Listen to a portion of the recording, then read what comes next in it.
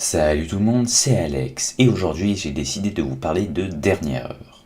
残酷な天使のように少年よ神話にな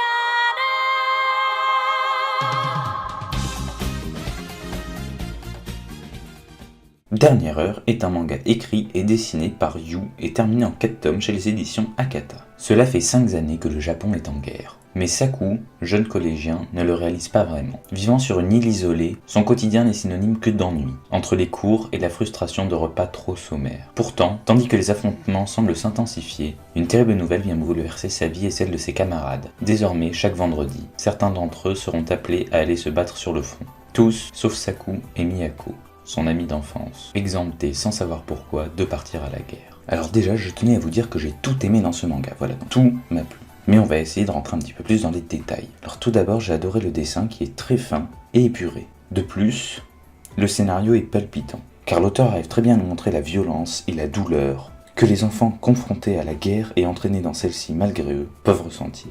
De plus, elle arrive à nous le raconter toujours avec beaucoup de finesse. En fait, ce manga est juste génial, que ce soit donc au niveau de l'histoire ou du dessin. L'histoire est tout de même assez et même très réaliste. De plus, elle vous prend aux tripes, ce qui pour moi prouve qu'il s'agit d'un bon manga. Alors franchement, il est juste génialement cool. En plus, le dessin colle très bien à l'histoire, car j'ai réussi à me mettre sans mal à la place des personnages, bien que le manga ne dure que 4 tomes.